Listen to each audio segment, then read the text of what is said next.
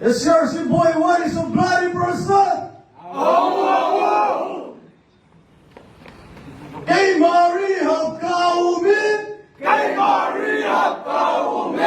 kahin ku kisimpatingin,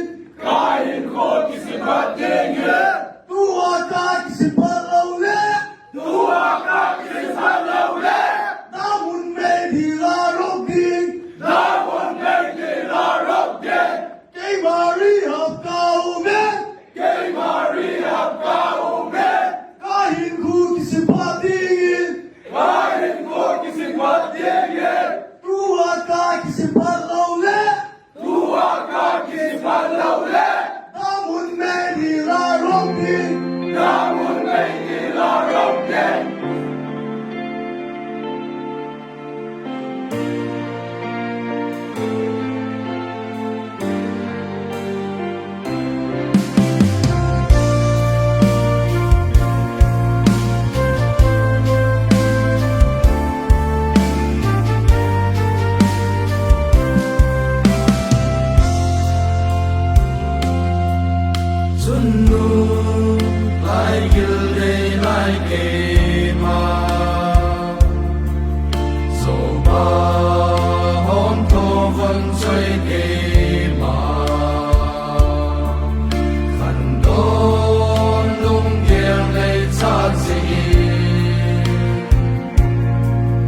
Không thể thang cô linh ca na o khata Ahin turin ki khel ding dein lung kel ngei sa lui cheng ta lan ka zon ta SCRC ka dam na ding mun ta sa le lung tim dam ding dein kagawa kalsun Kazonda SCRC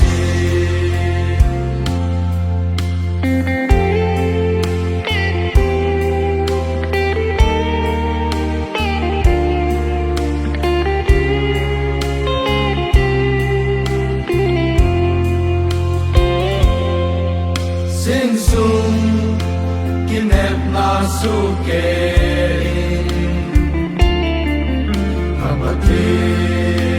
Kanam pite dungi Kanin ko ay lai zau si mangi Kaloy kapay nung del palaw su kahi Ahin tunin ki khel din din Lung gel ngay sa tui cheng dana Kazon tay kadang na timun Kasa na lung tim dam ding ding Nagawa kalsun benanin Kasun tay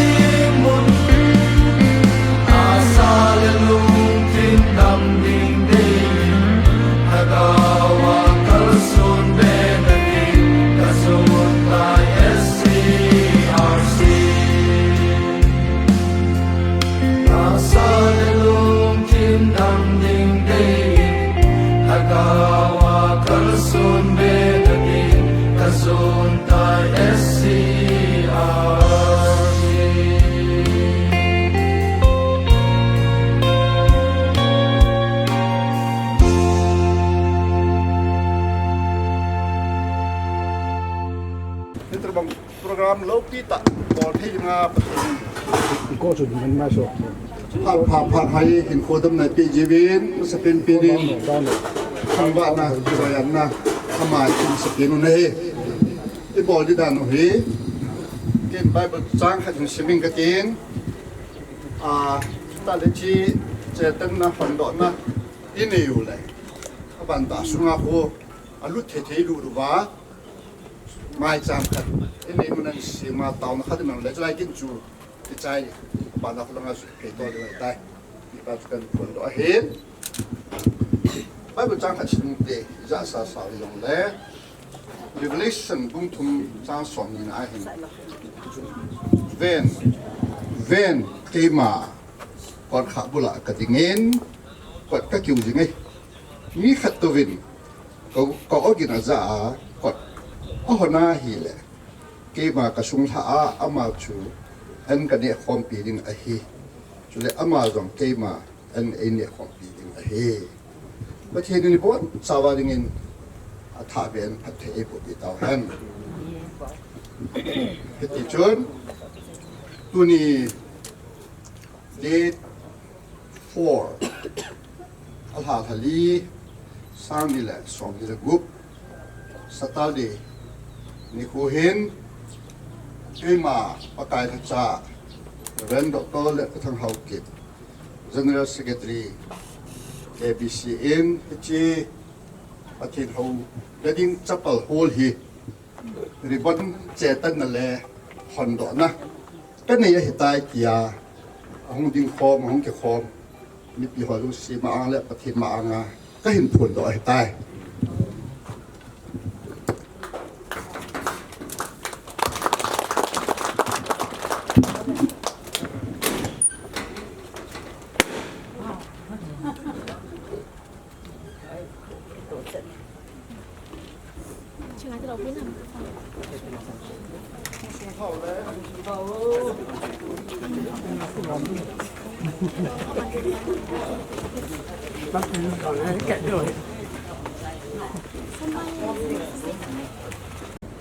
จีทิพสูอะไรจีมาจากซีพมามีจีวินบอนสาวินประเทศก็มาเตานะน้ำมันเวทีเกมันใจหนังสิ่งเด็กเตานะมังเวทีกระเป๋าจริงๆเองานจริงๆเลยเด็กขอสาจริงๆว่าเดี๋ยวมาหาเด็กที่ดีที่คูไอ้ตากับฟ้าตัวโหมันจะมาสวะนักบังโกมาบายผู้ไทยตาเองดีเดียววิธีสิ่งเดียวจะมาโถเข็มสวยที่ตรงนี้เราเข็มบอกเข็มมังเข็ม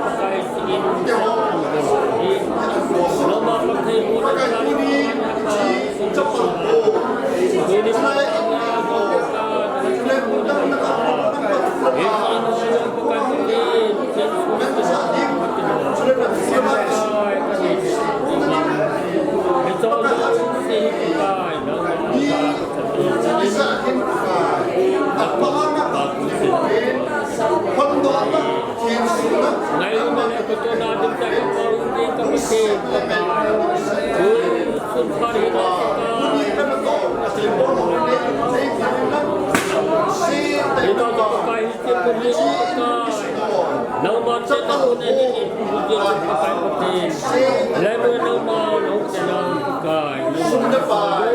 Yeah, the guy. Sa No more ada to the moon that the guy. No more, no more. neo sa hiền là simple tại pakai nang mai phát thể hiện của anh lăng chule hichi in hi pakai nang man hin mang cha anh lăng chule amang cha dim ho zo siang nang phát thể hiện của anh lăng hitia chu hichi hi pakai in men ho zo siang phát chum ta ya ka society ki wa phát chum ta hi thim dingin na khut thinga ka hi pe do na he pakai ha chung nong ta the iti chung chi chapal hol pakai natural calamity we say gusi jinding ki to ha kun no naman hoi do lang chule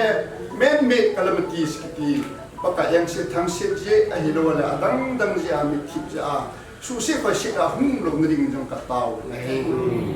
iti chung pakai chi in hi nang malo bin ni ka pam ta kai cha ang ki man cha ning de cha in na cha hi na ka hong taw na he ni jun choi a na lo bin na thang ba na zo se nang ma ka hin pi bit na cha te chunga ka the hin bu jing jing jong ka ta na he chule ka pau hin jin pa thi hi ta bang in pakai ne cha yong le nang ma in nei sa do sa the za lo ba ki pa na mai cha in ni no akorin hong si ni nung se ta ni chi mai cha hi pakai mi ma so mai cha nang mai ai ni sim ti mo le nang mai gim nam tu ya nani san pi ya angai sa dol wa pathi na bu pi bang git chi mai cha ma ko ni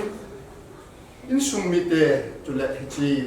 na to thil bol ho hi ma cha na pathi cha na mai the na ri na ko thi nga hi pe don ki ho lu si ho hin pe don hi chi in jong hin pe don cha men pa ya sum ni ta ve amen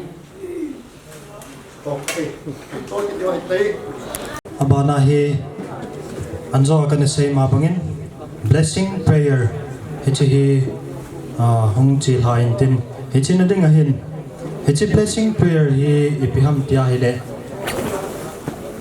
January la khu blessing prayer a kaniman ji wa hi in a hin la tu kum hi kaniman thai ta lo ji win tu ni second foundation day ni khwa hi kop ding ki ti hi in hichi ni khwa hi ipn ki bol ji ham tia hi le hichi Serenity Care and Rehab Center hi NGO Good Samaritan Foundation nuya ki khai la hi je in Good Samaritan Foundation and Blessing Prayer kaniman jingo kumsia kaniman jingo hin kaniman jingna vai piti ka manwam tia ile pastor ai lo le reverend izam nam khani invite ka bol je wa wang tum pi na ai lo le wang bu chan na dinga keng sop na pastor ordination ho hi keng sop pi na kani nei je wa aban ting le am hawa ko na phat thei bu dan na dinga pathe ni nga tau pi na chu kana ki don ji wa hi in eche ma bangin tu ni ko azong eche blessing prayer hung ding hi in eche to na pastor ho hi in zo ting le GSF le SCRC staff wa ko na thil pha bol na ai lo vai le na keng te ho sop na ai lo le na khu no sop ting hung ki go ngin tin eche dung zu ya chu eche hung ki chai ting ala chun blessing prayer nang hoa ko na bang thum pi na pha nong ngin tin chu ting le third session anniversary foundation day program ai hung lu deu hi in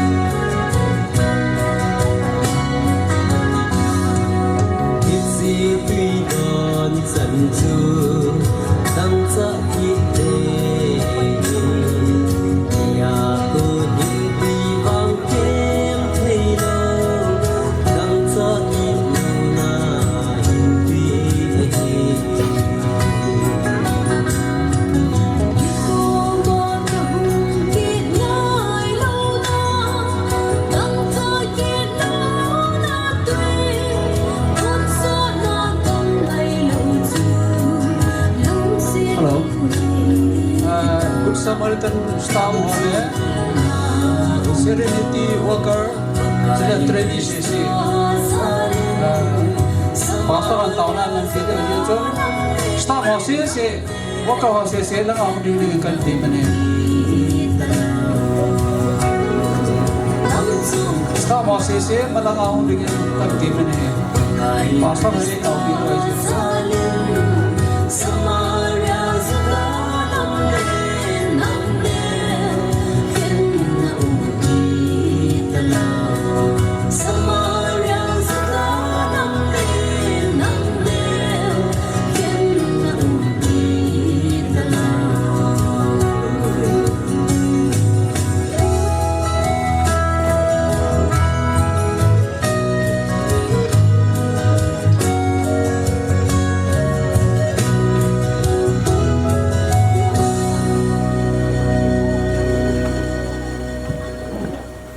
mai bu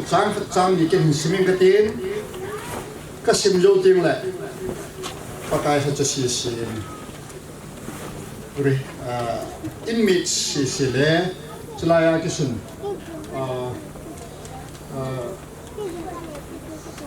GSF staff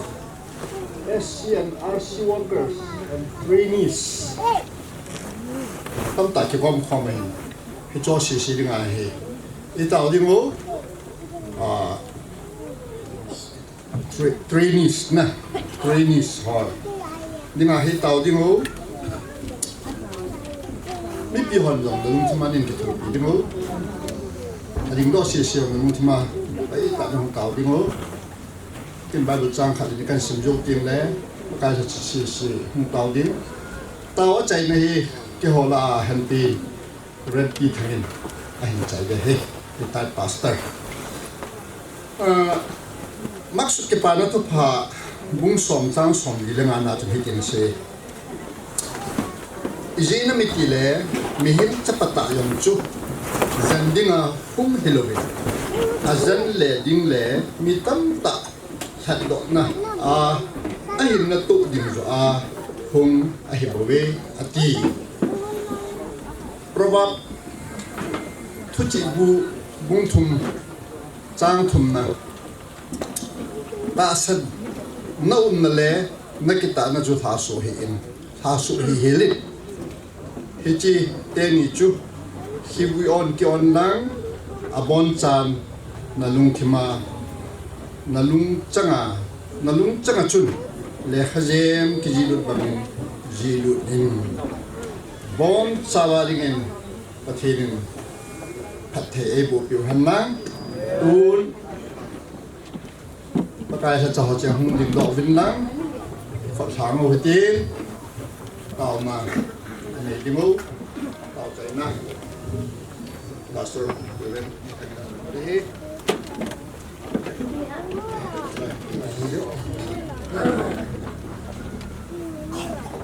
xíu bên láng cái quan trọng mà thiên gia đầu tiên cho họ dùng một tàu tàu tê ngoài cũng là quan nuôi lên sinh sinh hoạt cho nghề bảo đi những cái quan nào ba cũng là làm xong là làm được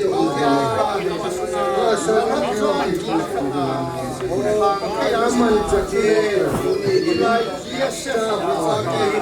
trainees, pakai pakai ilai muna, macam orang kaya,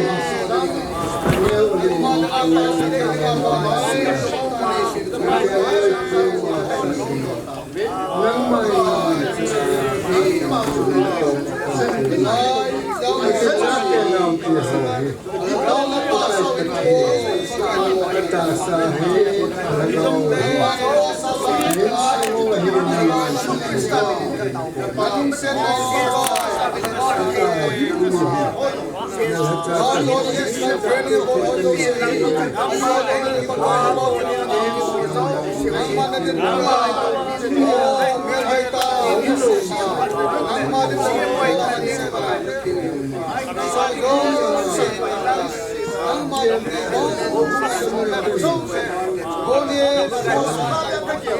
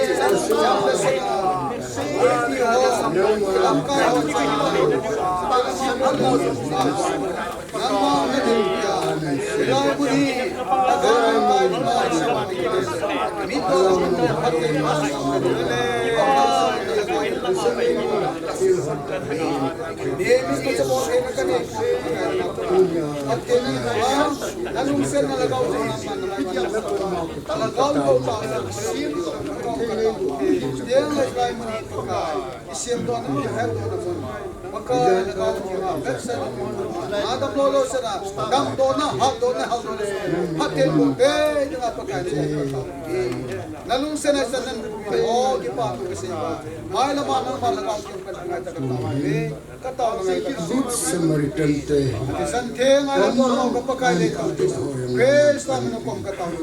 lupi jana nang changin pakai pathin na milu sit na kachangwin lo sa thei pathin nang manahin sumang thei nang manahin tunin Good Samaritan Foundation na oya ho staff ho hin worker ho hin trainees ho hin nang ma sa na tonga pangholyo si nang main ta sa dam na pia thagawa kan to na neva nang mamulohon nang mamuna neva nalengam kelit na hung hite na dingin na mahohin mang sa din na koma kataw ni pakai ke ho na hatsa ho ni matsa pithe pove pithe nang manahin nang makoma kahun hi hilai mun hi long hi pakai tun mi badingin musit ta le noi sita hing jang le phat khating le building lo pi ta hung kisa hilai mun hi nang ma mudo na le nang ma missionary feel hung hi thena dingin nang man su thema pathe bwa atong ho yo se dam na pia ain su na lo ma nang man pathe bwa hati hi abana chal bete chana lo pi phun na kanei thena dingun iza kai na thu thu dingin kabon sawa thakiala changa tu nai lu pe nu papakai un nazar jisu mina ko taw hi amen. Good Samaritan Foundation a staff for kumsia hetia he pathina pathei bu nai thum pi na zalova tu ni chana he samta ki ge hi zong le hing ham le ai lowai le tong thei ham a kyu ma hi en che ja hi kumsia ke mangji a hi ti hian here with it chule tu kuma he invite pastor he 20 lang mi som ni lang chuan ke wong hin a hin la bang si nung tain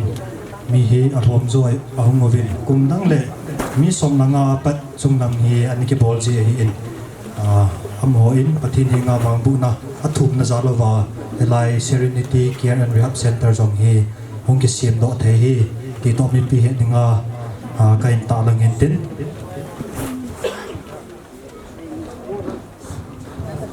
wa hi third session hi chaldi hi tain Tuni hi second foundation day for Serenity Care and Rehab Center. Hi in hozo si Evelyn Kazana Salam kahin bol ne. Third session na program diu highlight khatbe hin bol hin kating apat na hi a special number Lapi G Rehab Center Lapi hi inangay ha diu abanting le welcome speech hi Dr. Paungam President Good Samaritan Foundation in Ahin Nading Hintin abanting na speech from guest of honor Pu Mangsay Mate Chief of Songza Hupi amana hi Nading Hintin abanting na special number hi Gulham Tilal Chale nunga lunay ningin ahin ne honding aban na speech from the chief guest Tunihin pu thin kungam haukip in eho la chief guest sa ehong panpi diu hintin abanting na special number hi artist ho in lang ay tat ay hinsa pi diu hintin abanting na short speech hi tunia special guest kin eho vin chom cha holin na ho ay hin nei pi diu a level of thanks and presentation hi pu ti thangzalun hau kibin a hin nei ding abale la sa na ina nei kit diu abale closing prayer a hi pa pau sei sing sun soul saving ministry in phat khom khan a hin nei ding hin tu in third session ki pat na ding in special number SC and RC lapi patwe inasa khom diu te training ho hong ki gut jin lain HC SCR RC lapi hi hilai muna ani trainee ani hi golhang sei puin ani si ma hi in HC hi ama hilai muna ahum na ko na ki gel do na a hiloan alunga ani gel jin khamna thaya ko na ahum ong thol zo wa ama in ain ko chi sa hin ko ani gela HC to ki to la ani sim pa chu hilaya hi tu ni ko an sa do di wa hin YouTube ma zonga ki upload ta in HC hi tu ni ko trainee ho in ain sa ki di wa hi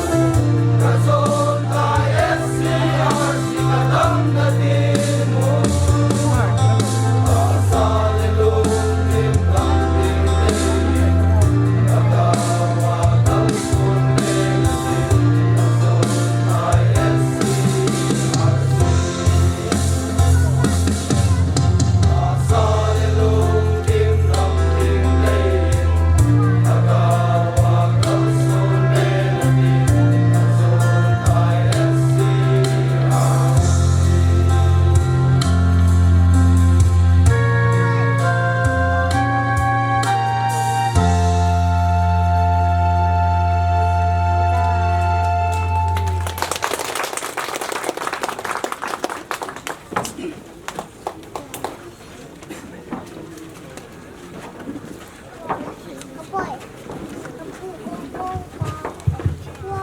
President Good Samaritan Foundation ama anakawulite.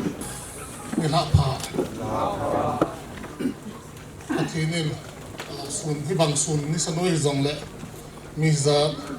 tuni ko tin ko na ding ni ko no bin ta bang pa thoi pa pa ipio ma sa pen pa thi thang ba ve tuni ko Good Samaritan Foundation in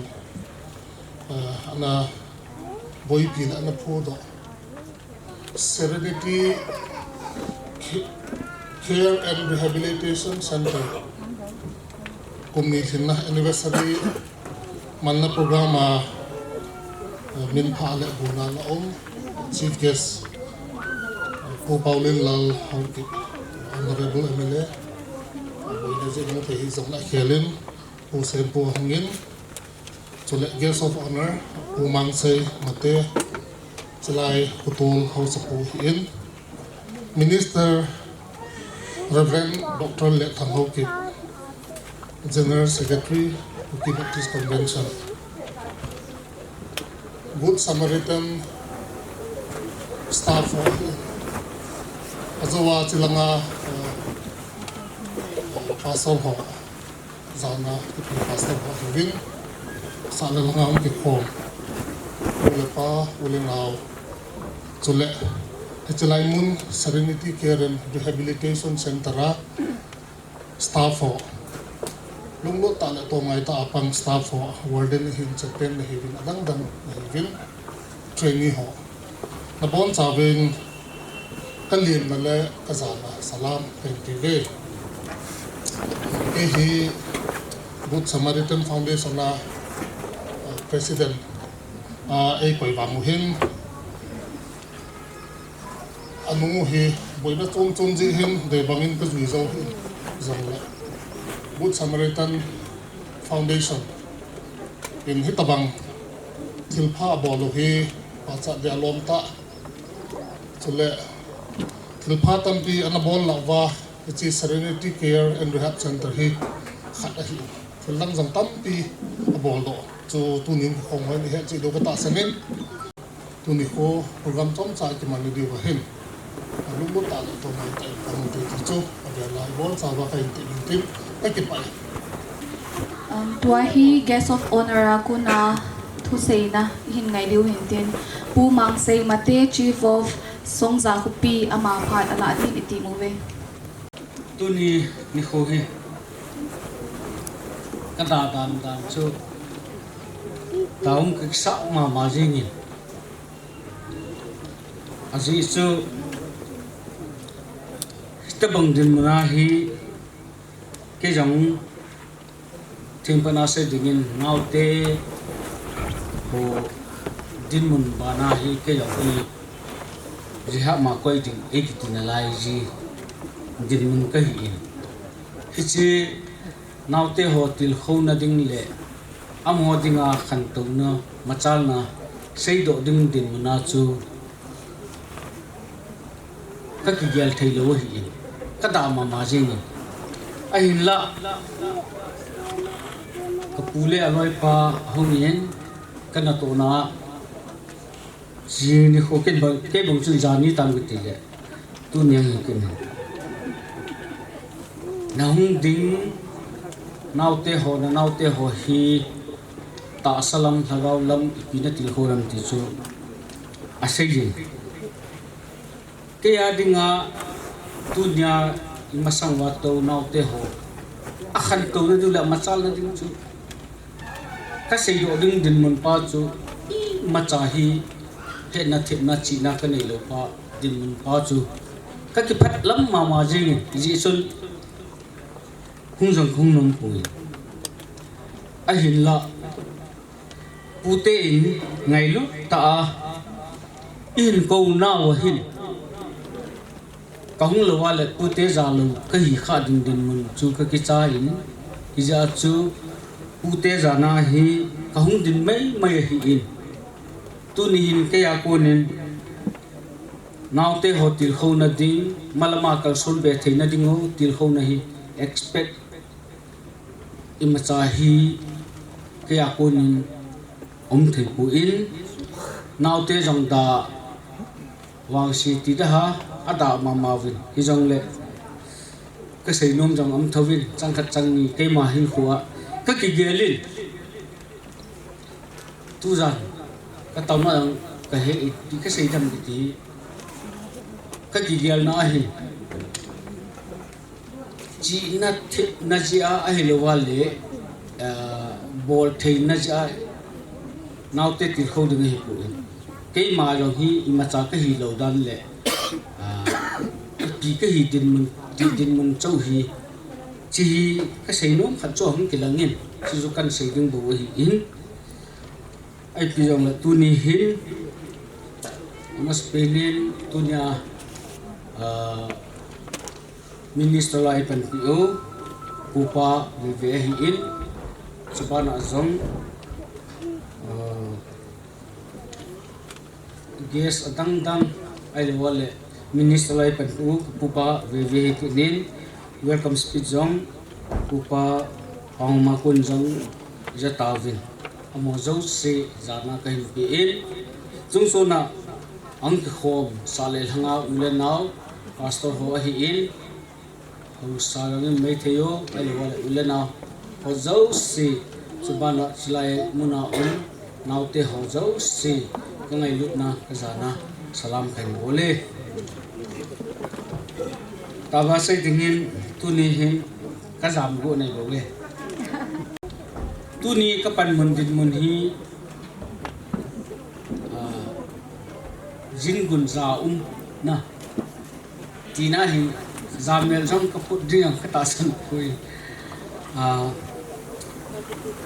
izong le chlai founder ai lewale ato khompi hoi jin zau ma in ko na sunga hin ki paum ka sai amo zo si chunga ki pa thu kan sei tin ni ma cha sei thei hi jong le mo zo si chunga ki pa thu kan sei jen tu ni hin athim pana sei dingin da ka kisa na hi naute dingin zong wang si na khanin ka gelin cái दिन mun ho hi tu nia hi imalam hin ho wa I khan to na diwa thu sei thei ding education lam han lang pathin sagaw lam thu yong le thu sei thei ding hi ngai ka sa hi ipilinga hi founder president ku ai lewale ato khom bi hon ke hi in dei sa ham cái दिन mun hi imacha hello thik na chi na jong imacha hello ka hi chỉ hi nào te phát trong na ding pi ka sai ding rong hi lo hi ta ka sa ma je ni ai him la tu na hi pu te masanga hi ka hung da le pu te za lo ka hi kha ding je chun pu te za na hi hung ham ka hi ti hi masane he bi vin nan chu hin hung ka hung ta le chẳng khát chẳng ni be cái xây dựng hi cái yang cái gian gel khi anh thấy được chẳng biết gel thì cái xây dựng thì chúng thằng này tôi là azo na cái in chi na thip na he na alo le kha chum ho apana kitil kho na chi hota sang hin cái mà hin ko din mun hi ai lo wale hin ko din mun hi cham cha hi cái xây no me hin ko hi ipi ham Bible tam tai movie hin kho hi cham cha hi ta tui dol na sunga tui ve ta bangai lo le mei bol mei lim ke tol mang ta bang ai lo wale zawa ham pa ta bang be hin kho a hi ti pa hi hin kho his ta bang hin kho be chu a hi ti pa hi ke se ni kumasang aza hin ding jong hi po hi ji chun ke ma ta in jong ka gyal na hi chipa hi cái xây nôm gì hi cái mà hình khổ dân hi các cái ngày tu in các cùng đi xóm xây chân dân chú Bible in trong ít tiệp yếu hin la som sagi som ge jong hingzo lo chapang jong thi apil ha jong thi ipi jong lo ne ji ai ne ji a thi drak zakaya ti din mun bor ho je jong thi na tin mun hi hitabang hi hin kho chom dan te ho hi chidin mun hi a hi hi chol achun sana dangka in lo thu pi tap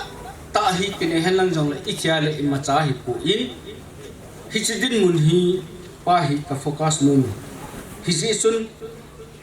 chitabang hin hu in ei pau hi api pena jesu krista hi ita asana ike sanwa in thana ilei vai le ilagaw hin ho so chana ding pa hi naute na za ding hin te dei sa in tunin ni ho hin no ho hi musi nung pele anoi nung pe nei ta ve ti a hinai sai ko an sung mi ten mat ding koi ding ti jong tam ta i gelu hi chita bang chu ka hin lai ke ya a hin la tunin ni ho hin jesu krista hi ihu him pule leng pa dinga ita asana ikisan ding hi ka testimony hi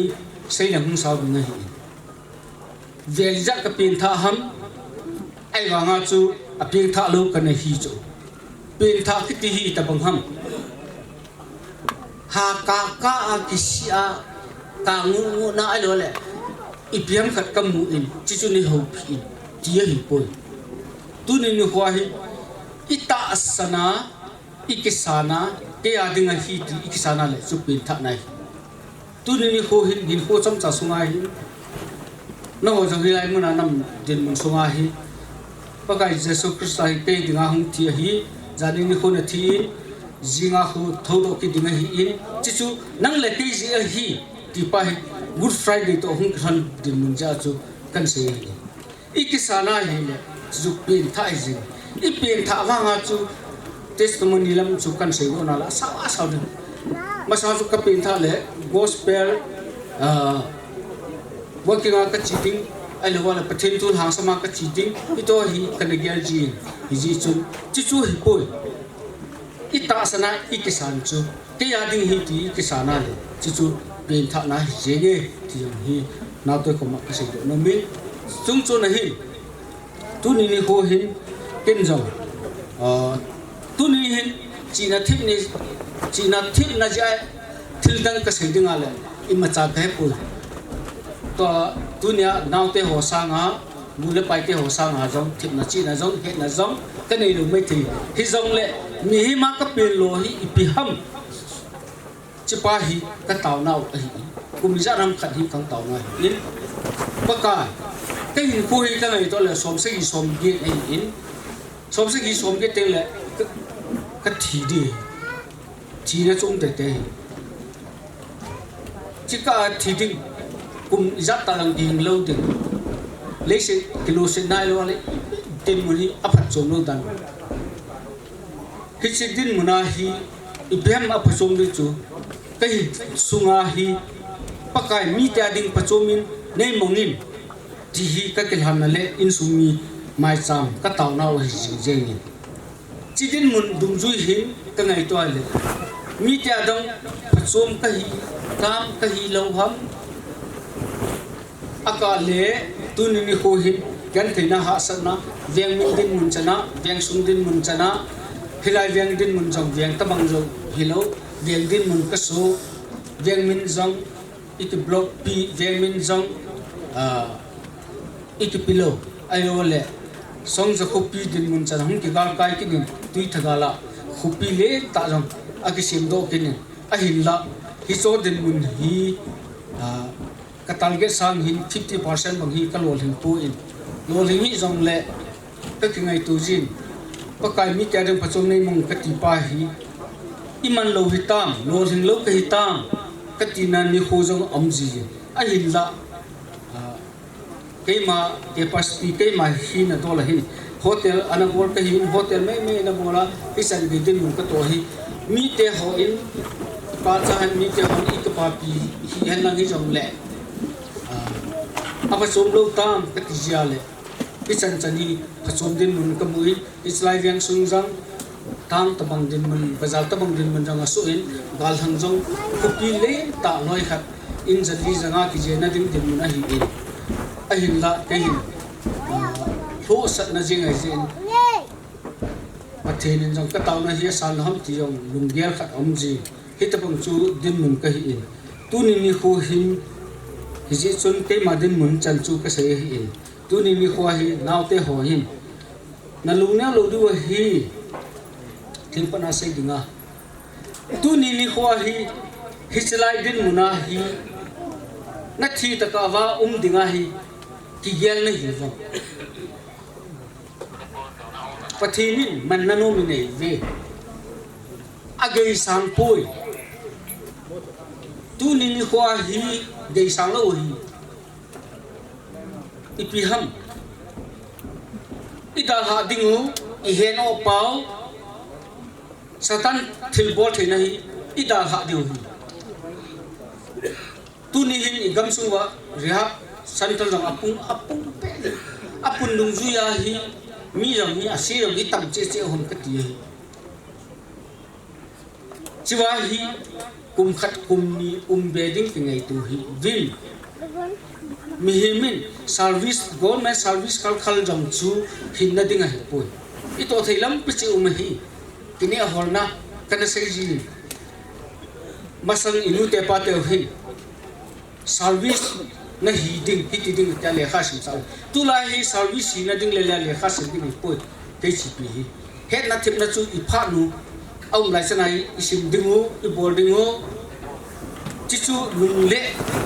trin bo chan jong chu BAMA san jong ngai me thi so ai lo le mystery zugali ai lo le in sading ho chan jong hi mystery chan ho jong hi le kha tim ngai ding tin hung nai so hi to hi ji hin tu ni ho hin lung ne hi vin slide mun hi so ta ding inu ipan suma sen ding ai ma jong ila ga long thi ding ita sa lang lol hin nai le lo du ti pa din mun hi puna vin tu ni ho hin chi puna na dum ju chun chilai so ta ta lo ding ti gel ha vin lam hi vin ti pa hi asai pe ding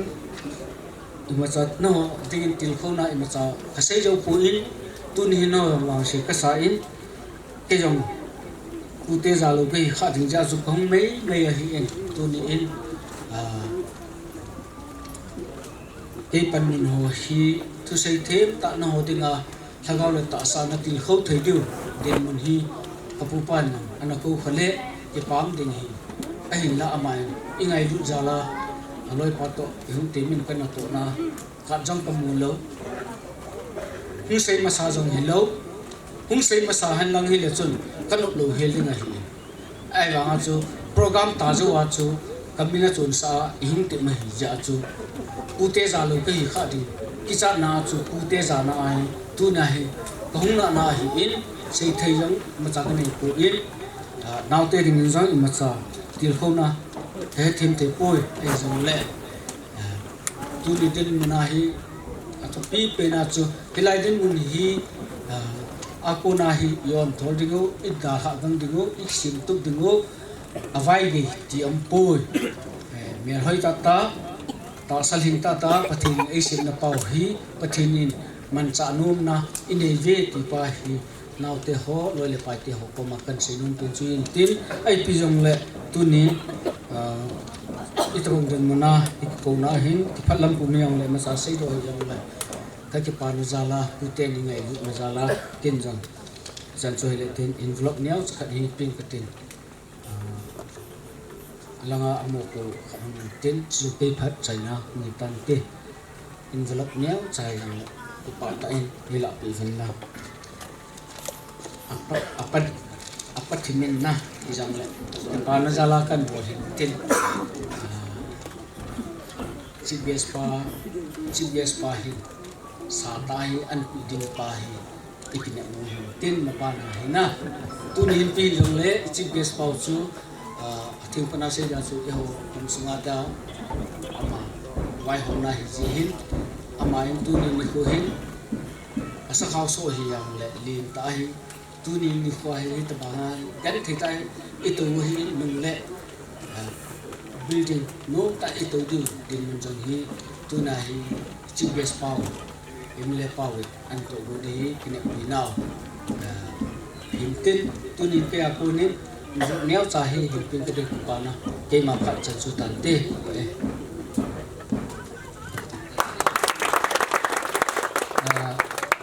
ho sai a ko ni jong presentation khai pin om bin chi chu chong nu rung chai tin ti pi du pe hi akiram ta khan music class ki ti na tui sa national khon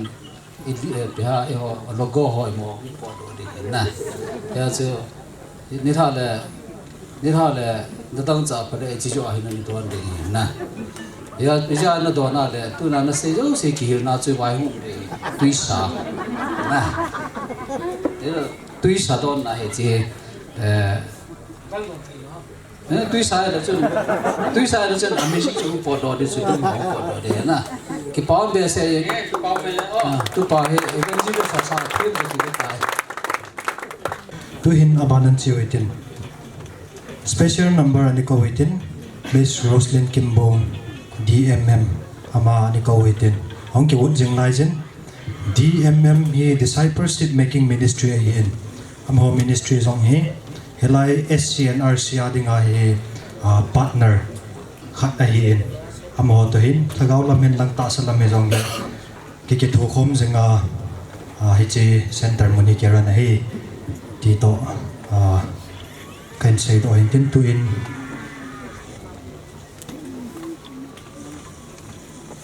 tu hin special number Miss Roslyn Kimbo phanan ping kating chuta le tu ni khuwa hilai mu na hong kalsum DMM member zo se ti de ham ong zo se khat ve nom na chi wan yong den pi diwo mi pin kan hian nom de hilanga khun hilanga khun ading ben DMM kiti he discipleship making ministry hin ama he children home hi na chapang ngan hi en amo ho hi ve ke pa me tau ta ven Hallelujah. Amen. Pathin thang va na sang pin ka pin tu ni hibang programa ke ho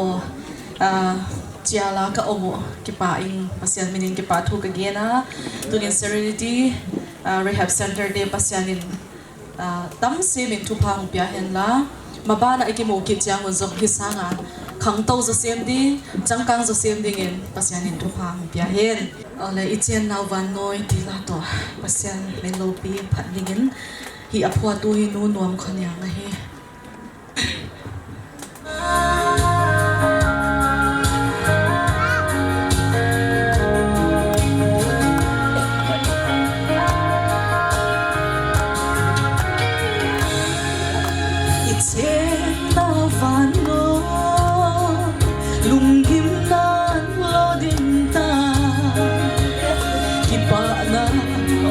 sa đi là lòng đều đều hin không sống im mà lòng ai đan lòng đều đều hin là vì hem tê hết thế để lòng yêu ta như ta phát chế ra khi ta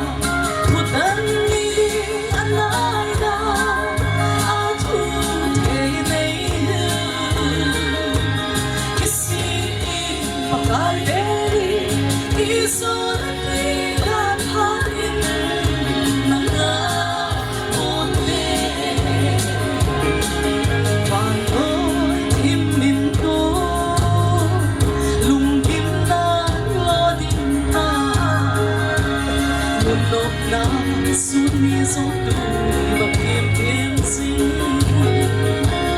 lấy xếp qua hơi vết hơi nào chỉ đã thét na hâu na đừng bị ta hoan gió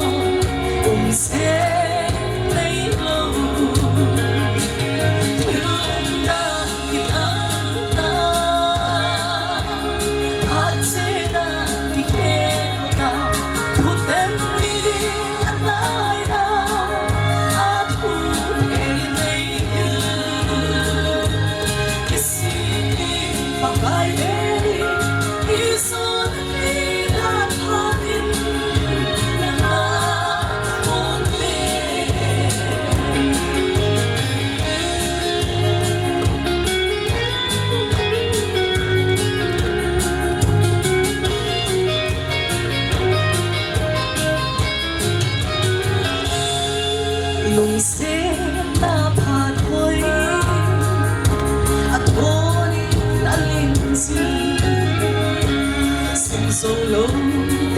thu hình nằm một ai lâu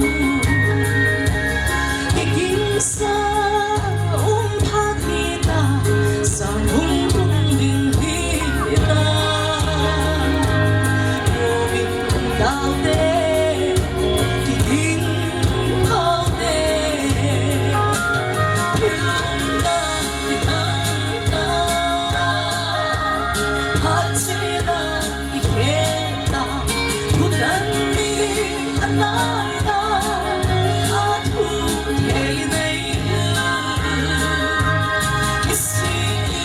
Pakai beli di sini dan hati nak boleh kerana kita hati nak dikena hutan di anada aku ini isi pakai beli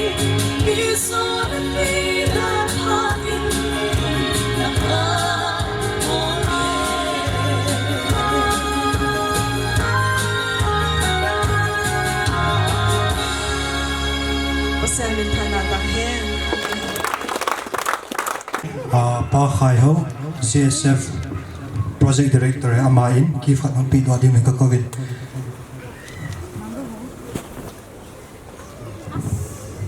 hechi hi me tam ta hong zong le ama se se hong ke pi ni provider a hi na banin abon ven mangkop zo hi zong le memo ani vet tho ding wa ye kwai di hong la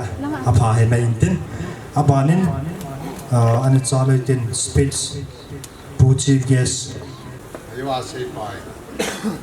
ตัวนี้กระดาษนี่หัวเหตุได้เลยเกี่ยวกับตัวนี้กระดาษอายุจุที่เขียนภาษาไงกี่ทีมจะเลยนุกได้เห็นที่เขียนภาษาที่หมออยู่อะไรยิ่งกี่ทีไปตัวนี้ผู้เผาเรื่องอะไรยิ่งการจังกิจนหูดิ่งนั่นไอ้ละยิ่งเราเนี่ยวินไว้หอบจุ่มยิ่งวินคนนี้จุ่มเสร็จแล้วอยากตัวกำมือเขียนขาดเลยกินสอนเห็นตัวนี้เห็นอายุว่าคุมาเสียนเสียนตัวนี้เห็นจะป้องหัวคือที่จะเรียนมันติดไอ้บางจนจะป้องหัวฮิลากับไงคนคนที่เสียนหัวเฮเอากี่พัดเลยไงรำทุ่มอยู่เฮยังเห็นนะตัวนี้ยังเฮมูลป้ามูลน้าวจะลำกายเจ้าหอยตัวนี้เฮวันทุกเต่าเลยละทุกหันหลังอีดีขัดกิเชลเลยไงขัดกิเชลเลยจิตสูนั่นอย่างที่ยังเห็นกันตาสนินจิตสูจะเป็นกิโลหินไล่เวนดีจัดไงจัดตั้งตายังไม่ได้เห็นไอ้ตัวนี้น้องเทตะปูนเลี้ยงยังเลยอามาตะเคียนไล่สอนจนเดี๋ยวยังอยู่จนเดี๋ยวเลี้ยงวินมาบ้านนาโตเกทำที่หอไอ้โดนเลยอากิงไงจะหอจะเนี่ยหอเก่งจังการทุกทีเลยไอ้โดนเลยอามันยังไม่ไปทันนะยันมาเจอการบุกอีโทวินที่เจอนี่ปีละก็เสียดอกยังเลยปัจจัยตัวนี้ก็เสียน้องเป็นซูผู้เบาลิ้นละลิ้นยังไงรู้ว่าเหตุผลไอ้ข้อสารรู้ว่าเหตุผลคุณอาเฮียเกี่ยวกับโปรแกรมปัจจัยอย่างนู้นเหตุที่จะก็เสียน้องไม่เห็นอันนี้เราก็เสียน้องเข้าใจเลยทุกนี้เห็นโปรแกรมจังอากิจีน่าอากิเขียวกำมื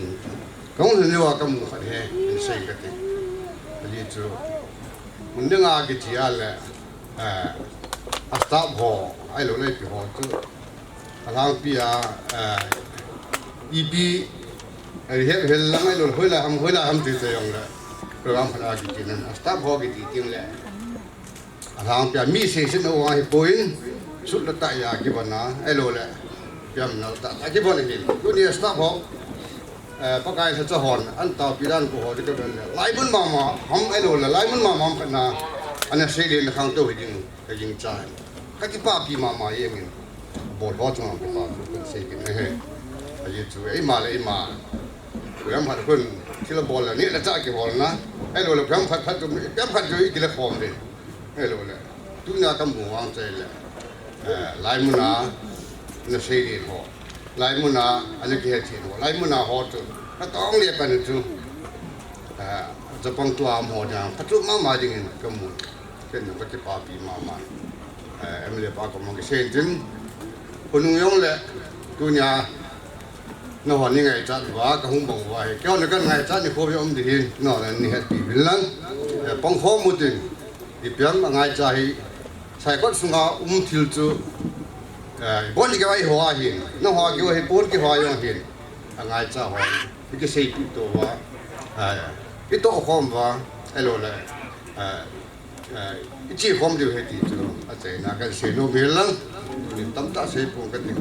tôi lại à he Puma say chela hausa hi admin a check ngan pi hin ki wa hin kam changa kan pi yu hin na ayo ngai cho ho chu ki ho ya tu ta yu ka tin tu ni tam ta se yong lang ka si ke hu tam de ya chu se ma bang wa chu chena ga se nu pe chu ki pan til hi vin ki vai pu dan de yamin ki vai pu dan ho lu hai ma ban na ta tu pa pa mo ho yong Sen elo la acha ta ho yo siang sung mi ngan hi vin pe ma ki ya cha theu in po pe ma ga ki ta to theu in po ngai cha tho chu in sung khat ta bangai ki se pom pa kan na thei ja ji pa ju he ti chu na ho pan na thei ri ho min ki ho pan na thei ri ho min ki ji ke thim tu pi wa le ji SSC NRC hong lo thing tin ba na ki ho program hong lo thing ki chu a che na ga se no mel lang Chị khi lắm nữa thì mình ngày đâm tàu cái sự chặt tăng cái chị có xem định bên đó President CSFN Thilpi hin 19 cho tao nên bol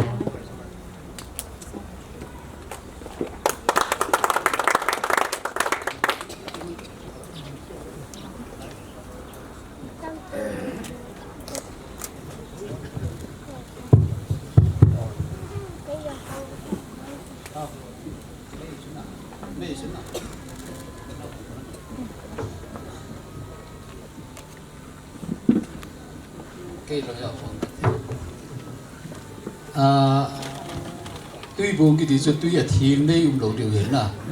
tuy buồn cái thì cho buồn hiện ya cho chỉ là cái gần thì tuy hiện là khá bên ta cho tuy hiện ya cho em là bao gồm mà hệ tuy đi bị rồi là đang ra cái thì điều hiện tại sử dụng cái sự lâu điều hiện tại nếu có họ sang cái bộ rồi điều hiện tại cái tiền em là bao hiện buồn là cái điều hiện cái chỉ tu na ama hu hi jang le ama thalanga hu pa hin chi chu bur ber chu sui san me re tu la sui chi da iran te le america tang sui sa ke bor tu eta na ta sui san me re sui sum pa le tui ka ya tui hu lo na tui hu lo pa le khat be chi de na chi chu pu paw len le len tui ka e sim pi chu he chi chu tun ama thalanga hu pan langa asan pi pi kha me re ai rõ không?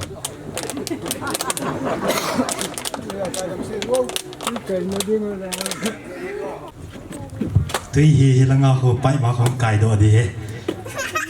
Hết chỉ hi phát là mình mà sang ngao chú ahin ball padding cái tí hin ahin là cái này say hay ta gì chung tuy ahin ball lên.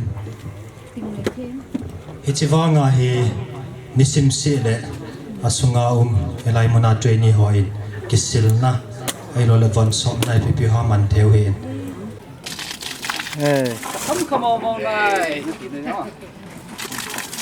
Thì thì pu paulin nang khela hong pan jong ama ko ma ani hut ding ke pa thu ani hut ding chu itim no le het so hin tin tua hi zaila oiling in bulhang ti lal cha le nga lu ngai ning amate ni anako hete sun pha tiu tana ni tha lang ding in asana lain na bon cha vin ni ku pha tiu te le pau min tuni ni khu kin lo pi ta dinga invited artist ai ngung adin kapalun founder puchunga keile kaloi nun nge ning zong ki pa thu gen pungin compare te ni ko ma ka request nom chu artist oi mun khana program ki chi la hin khat bo bo isa hin ining ki tal ba hin na kalung na chim ji lo hin ja chu khát cái xã hội mình tiếng mồm ngay hi phong dal puna đầy thế này hin Samaria chỉ chun azau lệ khát to công kỹ kinh lại hơn na chỉ chun cái này đi ngang cái tổ gạo hơn he cái tinu min na chỉ chun na nôm na vam training ho na nôm mẹ thì chỉ nó khát tung vậy ok thiên thằng vạn là đừng yên năm chôm khen na lâu pakai Krista zalin adi na chỉ là nó sao thế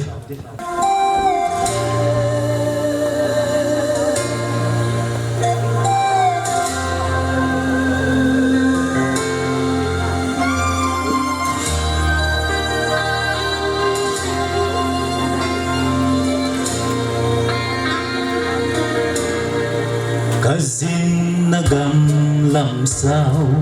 kachol tenge o Samaria mi lung se ta in ton ding tui tham khat ve nei pitan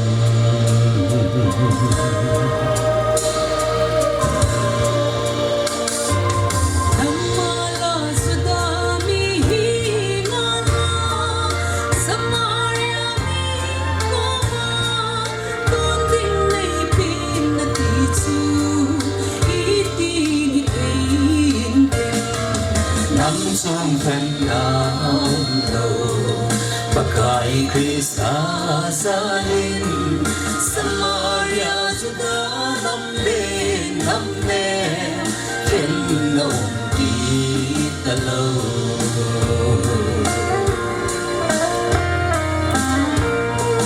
con đi hung thuông mà xuân hết hin ta về để xuân amma ko ma thum zo na tilo amang hin tui pisota dika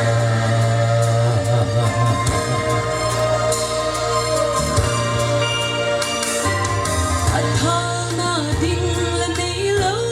va ko tui ko tu na la na sei hin tui na ti chu hoya năm song khen nào lâu pakai Krista zalin Samaria juga nam ne khen nâu kita lâu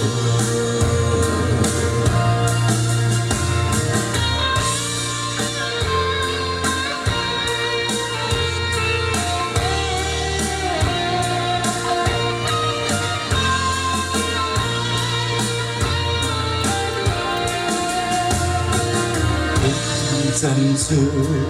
đăng cha kít tê đình tia côn hin tùy vang em thấy lâu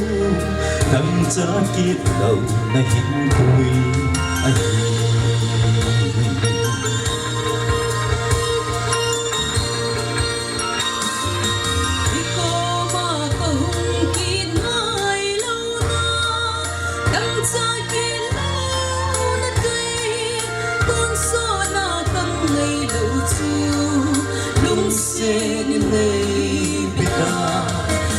song khen nào lâu pakai Krista zalin Samaria juga nam ne khen nâu kita lâu Samaria juga nam ne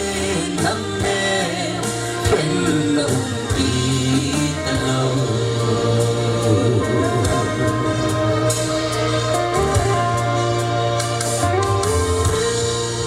Ini buat sawading pati bu pita mente. Kipaumin. Kolang lal sale nunga lun ngai ninga konin. Samaria di la jeni ngai la tabin tuhina banin an chiwitin zaka sei mabungin. Pastor ho presentation ana hiding ahin. Hechi presentation board meeting bin GSF President Dr. Paung Mama in Kaudang Kating ama hilanga hong ding doin tin chule pastor ka hin ko ho cheng zong hilanga hi stage langa hi kif ke san dingin kain head sein lin mang hilanga hin abana dingin Reverend Tong Mang abana dingin Reverend Pitang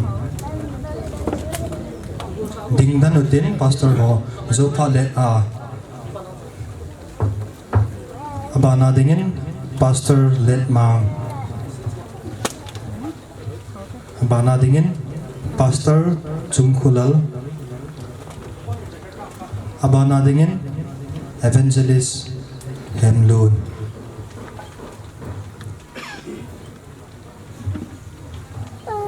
chuta le to amin ka hin sim do la azau lo tuni ko pastor azau kha yu ma jong le ki phat lam lo hi lai langa hi hung ding do dingin ka hin ti men aji chu ko hi pastor ya ko hi pm ti ka het lo je ben min ka sim do lo au mai le long sit ta in ki phat lam lo hi le langa hi hung ding do dingin ka hin ko we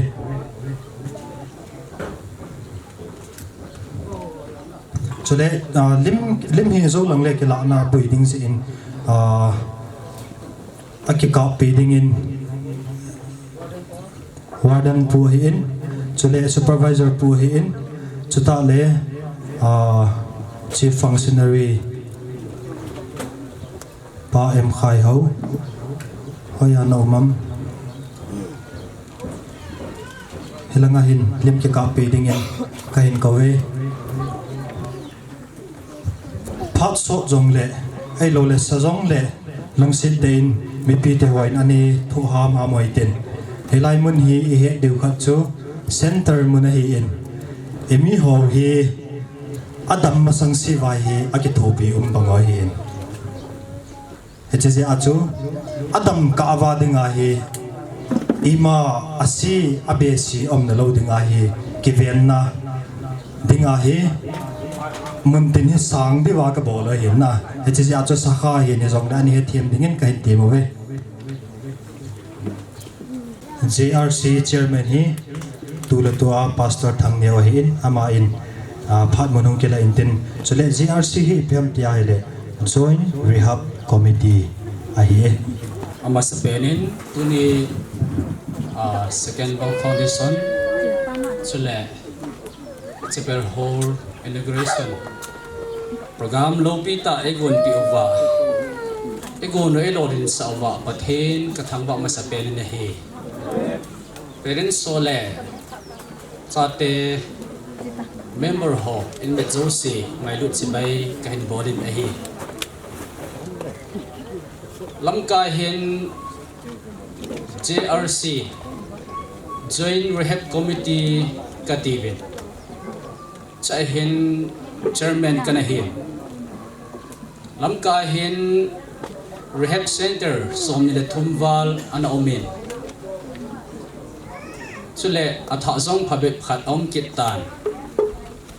abanin lamka la kim vel thinghang ukizo chate chen a kham theine mi sang niwal sang som niwal aumina hi in sumiten adon ta lo athi thina thidinga koi hi mi zanga wal am ta na he chule rehab center se hi isa ma hi le ke agape rehabilitation center a director kahin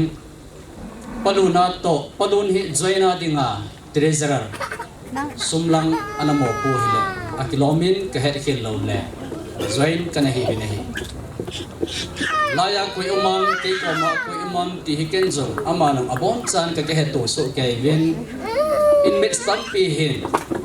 kom na hi koi lam hitam koi man hapon te tiun ki hon join ka hin koi umam ti ka ke hetu so kai zin binahi chule kuni hin join mina hung ding ka hepu in ichi director pa in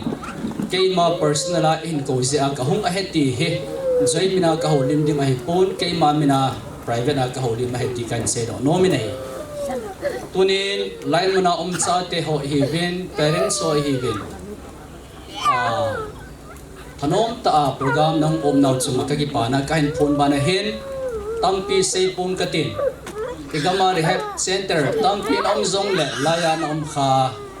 cha te ho nawang phawin chule parents te chlai muna cha te na koi kho zo se zo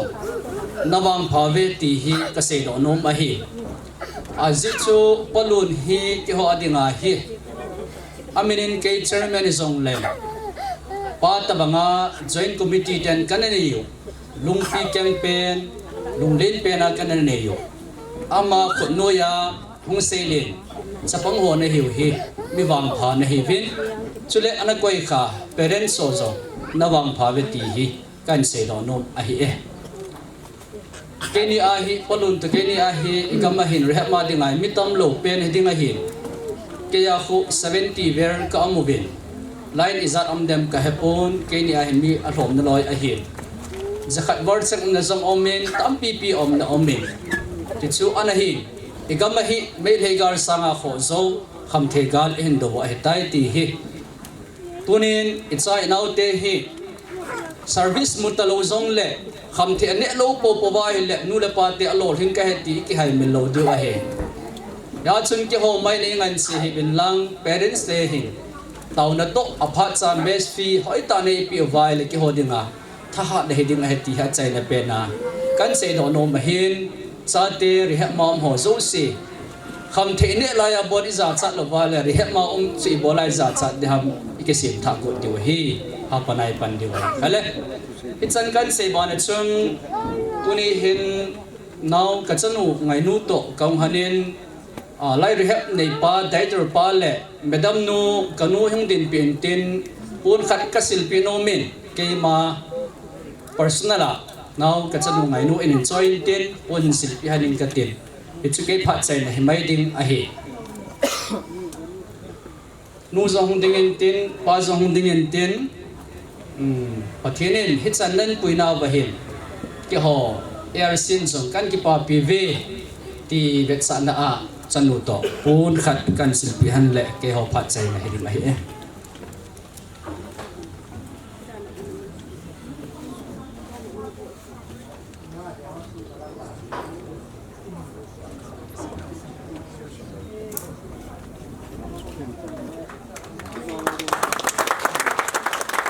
Phat mang nom chan phat ana hong hi te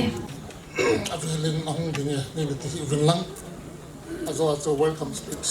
say din te ya azo atang nang to ko halbum ya ne olaya chu gim nei ta ni ki za chu lam ka sunga gam nom ho na he du ke pai chama gam nom ho ko no chu chila ya kham thei bol ho jong chu mahazon cha te hausa na ti ho an hi anu le pa te ho neu lai chu chu ke neu lai ji nga jong chu ta chu mi nga mi som to mai jong le an ke thang jin to ni ho hin chan din mun ni tho pi so tan ti chi he ta ve na ken tu ni hi Serenity Care Center hi kin tan mang ka ti no me bizia mang ka ti ham ta le kham thei ne lo pa lo mang ti sra ju ka se na no me kham thei ne yom lo wa hele chun tu ne a to pa sar pa hung ding do joint committee yong chu a cham lo a be di ta chula a cham lo wa rehab center zo si be di a hin tu ni hin a lo thei lo win kam songo society o kita bang na kiam pha la hi alo thelo ba kita bang rehab center hi boy sa le sacrifice tam pi ul salong tam taw na tam pi to ahung ke bol he ti chu he do hin ka student ho ka chapang ho ko ma kan sei jin ka tunya kan share no ka chu to be content yourself ti ko itan chung alung oi ti hi Bible dong se cho na pa sa roi pa ti hon chan chung alung oi lo chu ti ai ki hil na ho ne pa long kin na hin ai wa nga chu ke hin hi cha sa nga option pa zo ne ve ka ti chu chan chung alung oi sa nga pa zo chu ki ham ta hi le i nom ben hi ding na le se chu mai ki hel lo cho ama chu sil ke ta sa mo hol ki nam sa ma hi chi hung hi ding hi ama hi chilai MLA hung hi ding ma hi officer hung hi ding ma pastor hi ding ama hi am dan chu Serenity Rehab trainee hiding ti hi nai sai lo choi pin mai pathin yam ama lim le melai simu ki bang chada hang pinuwa a choice pa chu dei thana chu on ki simu aya chu tu him laya inmates sorry trainees ai sanga hanzo zo khalini nomovin tamzo ulang naute domen zo higin tim samta khat di sonin la khil chu ba chlai phon ai wangin thase pote cha pana hi ki tha se mo wa ai lo le chan chung wai ta hi lungwai ki di wan na tu nyang choice ne ve ka ti lung hai lo wa le chan chung wai lung hai lo wa le chu ki tha sim the ve ti he mi zo ka se banga chu nang chu lai om chan din ta ma tha dan nga pathin nan sim nu la pan zo expect lo ko i ma chan a de lo ai a chu pu ne a hi ta cha pa ne ti ho ba lam hang na ho khat ta zong le cái hi cha pa na hi ma ban ko so de ti hi sang khat sang ni zong le le ti thum chu ani num ja kong din hin ani na cái sei nga zong ki lom lo mai thei ai wanga chu kim na sei ki bang kam ni tan wang ka mu poi pa ti ho pasal ti ho hin thang san ta in le ai lo le nyep chit sun sel le ka de hawi na zong yo lang bang ki pun ka sa he kam ni ta ka mu lo ka ni so ma khan ni ti ka ve ti ki za cho na za khaw ve ka za thu ka se hin kam ni ta nan ka mu pun ik chang di ti pha ta wal i ti du ta chỉ hỏi tên tu nhau cái khổng ngô là ba thì họ cái tàu muốn hậu lim nào hiện năng hotel lạc qua lối là quay tên hậu lim nào lấy sử ngay các cái cầu đua các quân thăng chính thăng à rồi lấy bỏ nào lim nên là mua điều mua là hàng chai gì nè thì họ tập tu chung hama sa chung cha te suti lai hi chung bang mun kem sai atiu kha zo langa ko bang sia so cái cô ba cái to lo cái kia một dạng khác sang ngày qua thì sinh hiểu lâm kỳ ra lại cái zaman này cái hà vào đó lâu đi đàn cho lâm kỳ pa mà pa trả lệ là điểm sẽ cho cái cho đến muốn chơi hay là cho tí chú cái nào tiểu lại environment nào tí sẽ cái họ phát chôm na sum đây gì nào cho chân tay chặt gì nào chơi vào cho cái chỉ bỏ chưa vài tu này hấp chân tay joint committee trong thể tài ai chỉ nó sẽ tên hàng sắp leo hơn sao cái gì Serenity Care and Rehabilitation Center thì ama na hi lấy hỏi tuần điều hè joint committee thì họ giống sụ bé mà rehab center mo hi ngay cho lâu society ngay cho lâu năm hi na đi bên bắt hi ni mà pui hoàn lăng yo rằng ha bom cái ball lukin sei na thấy thằng sei tin action là giống có đầu tiên a hin tua anh vang sẽ khả nào thì họ nó giống luôn hay cha pa na cái sim tàu gần lắm lâm pi đi mi bơi mô ta họ sung a giống in sung a giống in nam a giống nó khi thấy không thông lại lại thì dâu khăn đấy chân chung a lung ngoài đấy cái gì ấy thì cái ta đấy cái ta đi bắt cái lò đó cái tai thì cái ta nó đi khâu vào đấy a vàng xì chu nó họ mà này thì chu cái xây hình xây kia xây đón lại thì ngay đâm vào cái bể Jesus' name, we are one family. In Jesus' name, we are one family. In Jesus' name, we are one family. Now and evermore shall be. In Jesus' name, we are one family. POCSF President pa chunga ki pa thui seuvin thu sei ding yum na layuwam chongcha phat lanu om le long sit in phadi hong na layuvin au ta lawa hi le gulhang ti lalcha in langai ta hin sa pi diuvin ama ana ti moite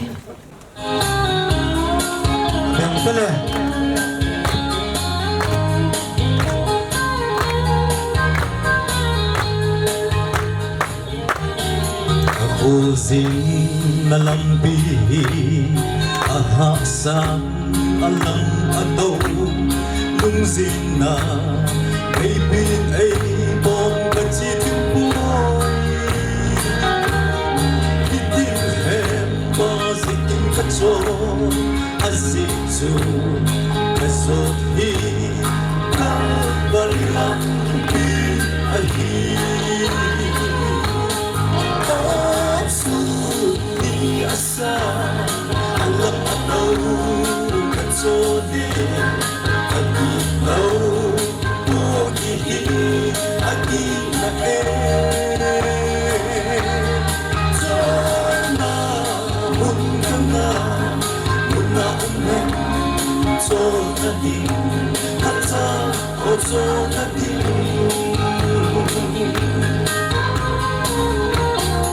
Opakay Nay Nay Luna Kampogi Nay Huluma Sunga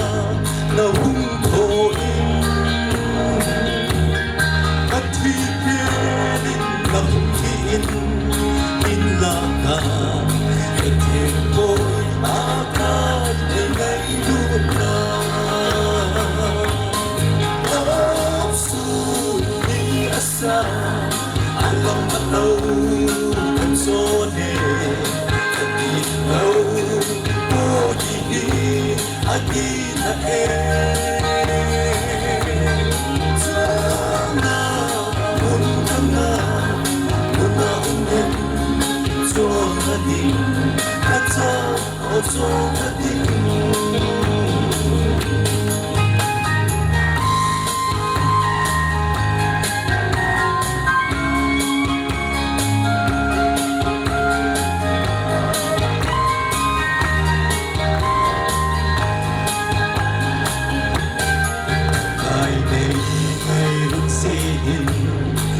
Sunga na hungtiin Musieng mo tinjeng na hungkoin Unsot no na katsan na di na hungti O bakay kunha kahit sinay Suni asa alam ataw Zone Agitaw Pogihi Agina Zona Muna Muna Umen Zona Di Hata O Zona Di Suni asa alam ataw Zone Agitaw Pogihi Agina Zona Muna Muna Umen Zona Di Hata O Zona Di Zona Muna Zona Hanggang Indosu Hata O Zona Di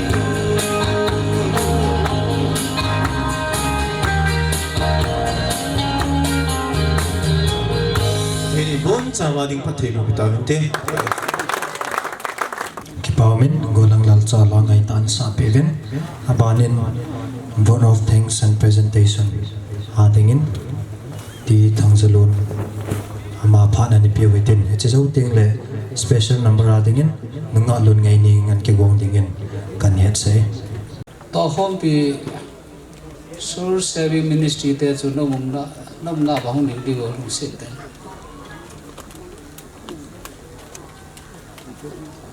Papa Sehen, Auntie Ngali. Hey. Kaki mau tahu Kipame. Ikat celah. Utah thang celah hoy amta. Ale yun gospel ho kuy ma ngam ho. Cicu bilang aku kamu tak tiung benar. John gospel hand source saving a hand discipleship making ministry thì chu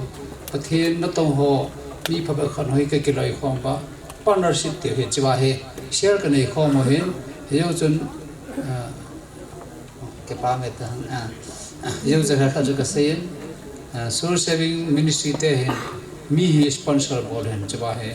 am han anu apa alola pan pi be dong ngo chu ama sponsor bol je hen na iti ta ba nga chu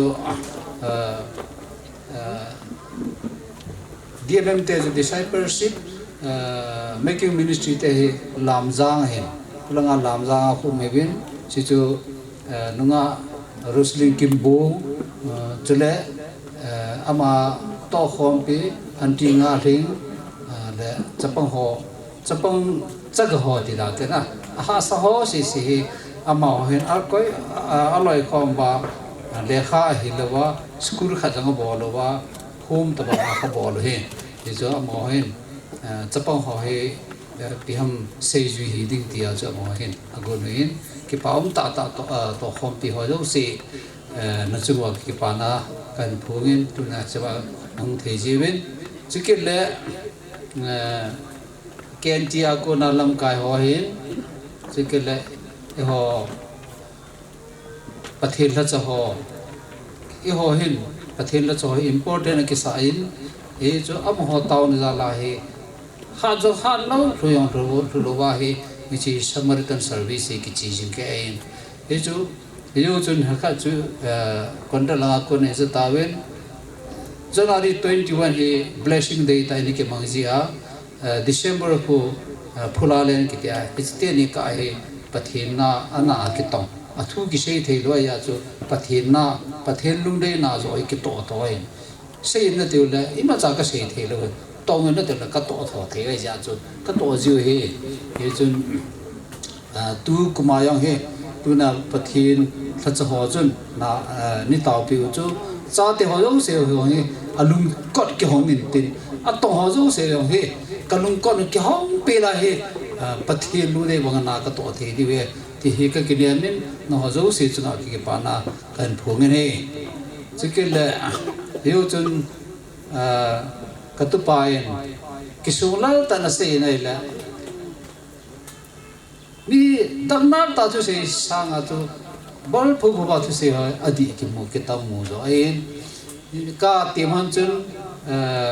pre director pu to ka chena ka ti man chun na tu nu kan sor he tan ai pui nang chu a ki se wa nga chu songza ke ti song tu songza mi upa khat nei nang ma na hi pui na din mu na ko na chu pathin na bu chu ama pathin pathe bu jo chara khai se yen tui bo nga chau hotel a bor hin an pathin bit bu changai pathe a boy tai songza ke ti ini za li taram ke heta lo hilanga ko ho sa hin hi chu kur se yong he ama wai lo na noi ti re ama bet sui no no ya ko ki tho hin ki ti ai ji chun nang chu na hung anga ye nang ning tiu ho do ya ki ti hen ye chun ama ja hongin ki pa be se jengin kan ko ten imet somba ing koi diu he ing koi ki ko ji we ti hen na an ma choma sa ba ma ong thei lu song chu pha chen tin na ai wa nga tu na aman akam changa na ho e ho i lu chu amare nga testimony hen tin amare ang kisim tha nai te ti chu yo ita san kha hian na ki pa men pa se ang se tu na la hiu chu nau te ho tam ta he mi ho hen akal thei lo ri a record thei lo ri hen ai la ki ho wa chu ka record thei ve thu man tam ta he ti chu ke he ki pa hen chu wa ti chu tin chu ke la chief guest pu le ka kina han de hen ahung lo jin ki pa chom thoin athalang khat ahung yin athalang pa ko ma chi de ki se yong la chen ake khat filter a bola ni thum ri ngai ta na an la mi wan phan la ti ni ba chu phan la sit thu ke la pon na ele ka se hin he the na ri ha nau ta phan la election ko phan la ti zo na ye wa chu phan lo thu om poi na i chi pu chu chi pu hen tu na he i chi tui hi amani bol pi o hen tu ni aman sum dang ka hong po ti hong pi te expect e bol lo he e hon mi a ko na expect bol lo hen e hon pathina ko na pen pi na bo in nei we na mi nen pi yo ko ama pa ni pi ti pu ben pathina malum sunga cha se in pi oi ji bu na chang in pi en chang in pi men cho pi ko aman in pi oi pathina lung sunga se in pi oi bu na blessing chu pathina ko na hung ji ai bu ye chen MLA pun ta hawa he tu he iki silji ju ho iki sil par pauli lar tu ya ki silji ho so na chom kha chu ka gan thei da no chu tui ka cho yong le upayum lo la ni khona ka khop ki go ta cho an la ta bur ga ka nei phang ko yong he ka theng sat mi ho yong he ve lao chun ka thil sat diu cho ya cho toilet ho yong se he tui ning chana nan bor hon ji na ang ni chunga ke pa thu kan se lấy cái thì hơn là anh chồng nhà mình bị kêu lâu cho kêu ai cái bà chế cái đấy này vậy giờ tuy cái ông cày cho mít ta nó mù Thomas bằng ai khó na thiên kiều cái khác năm hama cho năm ngoài ta ya cho hết cho năng để nó cái họ cầm bao cho ông ta star họ cho WOC họ cho Win of Change họ cho gì ta na mít ta nó ngoài ta cho nó yang hung kita agar nah itu hinti ke pabe saya jewen ngai ta yo nim wai nim pir ko ke ben ke pabe ni tu ke le la ilo sate ni kitile na lalsa he ichi ministry ke pa na he icha pa yo hi rasa yo hi source ang kene bench tamang kene ala tu ka he artist lenta na ani khakita na rồi si thiên số nya he amale agunu ka chun ya amang achang asa chu no han ne nagyal do lo me the masanga cha gunu to ani sa hin tu nya he akum nia he man achang ai sa ta na te yong le ki pa men ni khan lu ka ko swa hi program ne ki dewai te Jia serenity te aku na he outcome expect wang cho lo hi ti chu ni ki de he pa ga ri nu dan te te ka so lo de he ne ke ga nong te nang le te gi pam ta ba nga ka ke wa ne ai la ma he tu na he phai mo la hi ne tha la nga program ga ne la he lu ngai ne yong program ne he ma ni boi chang ma ne an la ông lu la so nga a ki se di hon ne hian an ja cho ma ne hu an hin ki pau men pathi ne na ma ni o chang hi la hin pathi ne mang cho ne cha te wa na la ga mang ding tam ta hu ro na hin pathi ne mang cho han ti chu kan bless na hin tin chu ke le parents ho ka ti tu ne na koi chu parents nai ban ti chu ke ha pun lung mo se lu bin ka zo chan wa na cha te hi ke pa ta kan sol de hi la dam sel hi the ne kan sol de haji chu kyon jong taw na to thua ka pano hi no hoy no pan de che parents so ka ti no na ho no ta na bom wa sum wa le wa tin pi wa le na cha te dang lo de na hung taw de chu tu na parents so ko ma ka taw na no ning tin yong le tu na hung win tu na he kyon guideline ban notice ka bo ben tu na wang he cha te ho to nu te ho wang chu kimuturin ke ho to wang the thelo de na ki gar ba chu hi jing de hin tin he jun cha te ho ba ma sa ga om na cha te ho na chi te ho na ngai lu ba le taw na na ha man de he ti chu hin ka avya la ka ti no hin tin chi ke le la nga so pi lu now in sumi te ho hin chele to khom pi chikile CSO alam ka hanang alula kon partner NGO ha in chikile to rehab board ho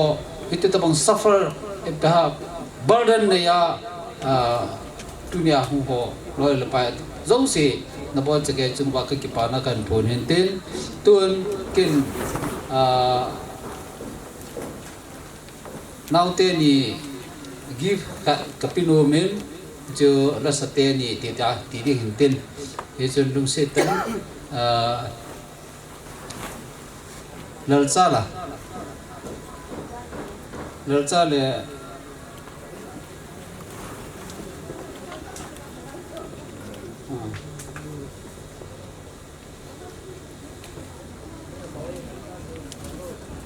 ngày nay chưa là ngào hoàn nền tiền na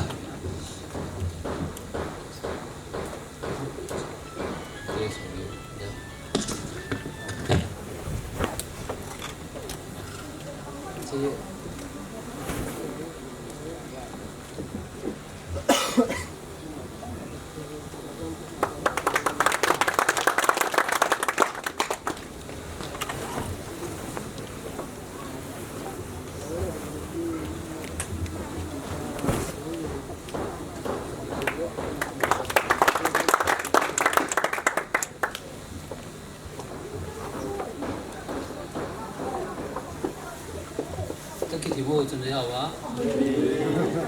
nhiều là cha rồi này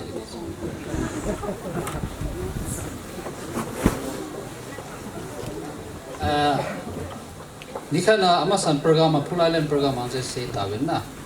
tu na comparable pi ten ju khatche le ho secretary pa ain serenity a ala khatche le alice na alice e je ho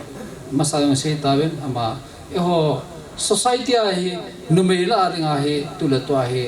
a front anasaloi na NGO anasata ahin je non is alola India level a hi ama he tulatwa hi betju ta hi na atam zo hi outstation hi ama na to hin ala tuna e hola wa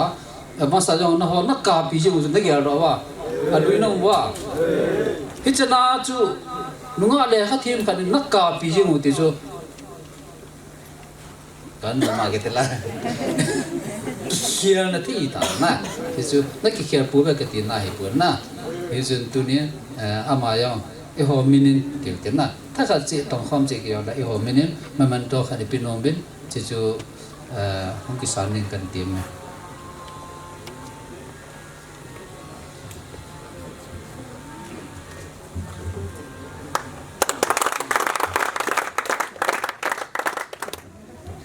sila partner ministry ho source saving ministry chairman pu chulung setan thaka juyong la han na chairman hi khat hena chun nangin khon khat ejawa khon chu tuisa ki sun le akalar hu por ya ta he su hi yong la sa hu por hi tai na tuisa tu yong thum talawa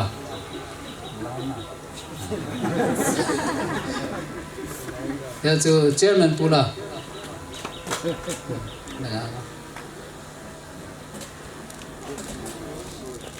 lần sau không cái đó yêu quân được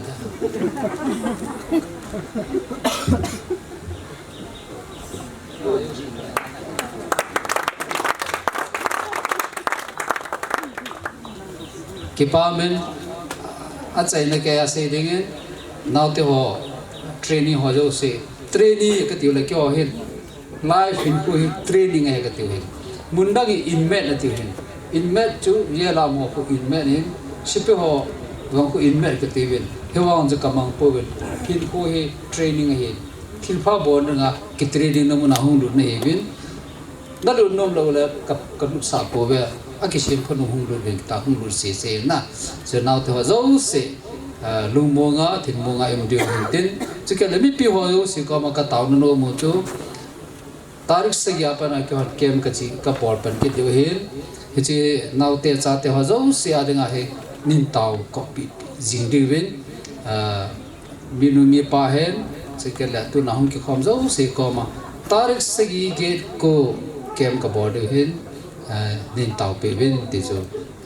kan tim nan tin ke pe chan chai ta Hilpi do na hinne pu thangalun sunga ki pathui sewin tua hi special number nunga lun ngai ning in langai ta in sa pi ki ti wa in amana hin sa zau ting le phat khum khana tauna e hin man pi ding oba pa pau sei sing sun soul saving ministry ama hin phat a hin da ding in jong ka hin tin pe pe tua hi nunga lun ngai ning in phat a hin loading talonin khat ve khat ana be pi hin te chạy nó chân ai bồi lòng vào bao thằng thằng bạn ai biểu viên tôi nhớ cái bạn này khôi hệ cùng ni chân chạy không cái photo à cô na cùng ni chân ai bồi lòng vào pa pathian thang ba nai piu ven chu ta zong le chapel hall ho zong thian suan ong min amon hi chlai mun hi kisa do hi han lang hi le mi tampi lampi la a khova a elo la bui pi ding lo ding hen that's it na de hi zong le lam kai ho longgel thim na zalin hitabang chlai mun ho kisim tha na ding ta sa lagawa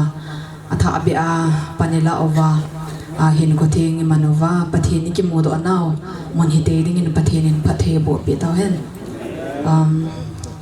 a chaina zong hi ta in pathin wa chaina ding in ka kulpi det tilai kai sa do no me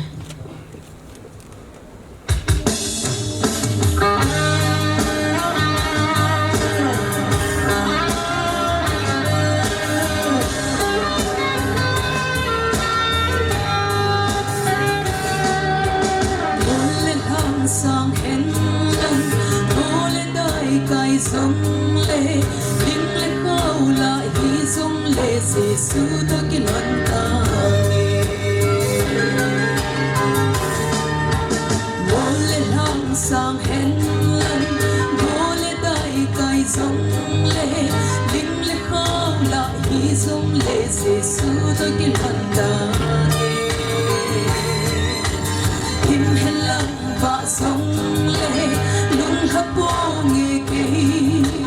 mô xịt na em bố na hồ lệ say xịt na tâm sông lệ kỳ tình na tâm cô lưu thi thế kỳ tình na tâm kinh ngay na sông thi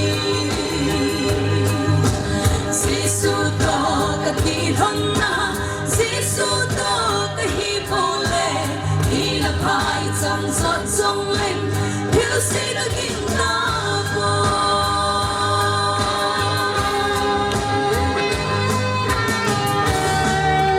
mong đi ta ni hi hen lo hin lo sắp nín sông lung hết đời lâu tiếng kỳ mà có mà cả tàu dinh dinh lung lep hồn sông in nghe mol pho po nghe kỳ hun đăng vang chu kỳ đi ngã điều chim sa ta gần ta kỳ đi ngã ta có lúc đi thế kỳ đi ngã ta kinh ngay na sông đi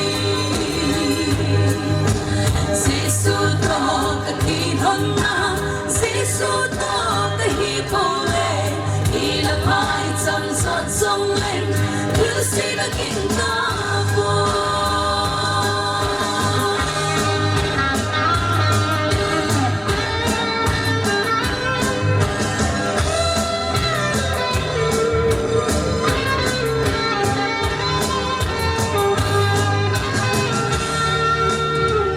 sa lệ hạ cao lăng hít cô đinh thì sông lệ akat na Giêsu apan lệ mol ko na di kung mihim si na ha na ison na Jose lo lingin di lang sing song lệ at say na lo sa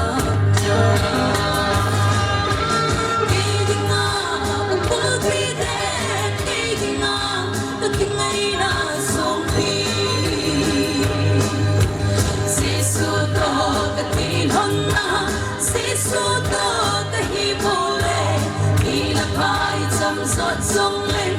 thiếu sĩ đã kinh ta vô kỳ đi ngã tâm cô lưu thi thế kỳ đi ngã ta kinh ngay na sông pi Giêsu to cả tin hon na Giêsu to cả hi phô lệ hi là phai trong giọt sông lên thiếu sĩ đã kinh ta vô Giêsu to cả tin hon na Giêsu to cả hi phô lệ hi là phai trong giọt sông lên thiếu sĩ đã kinh ta vô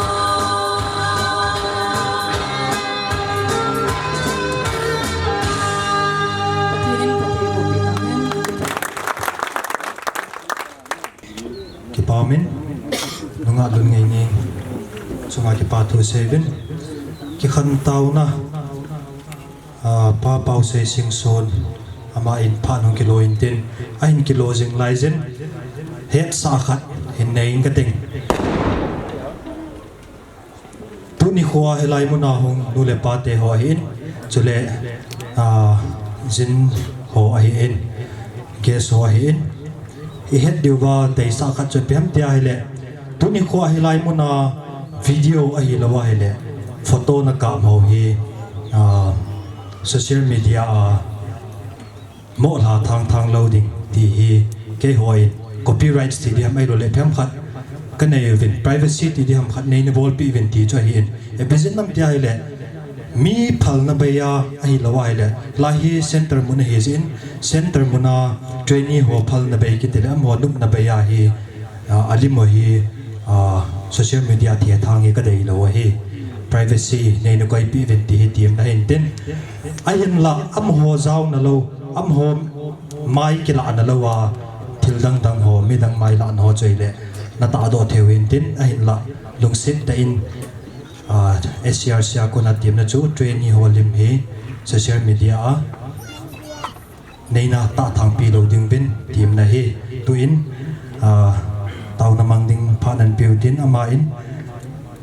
refreshment ding to an tau tha ding hi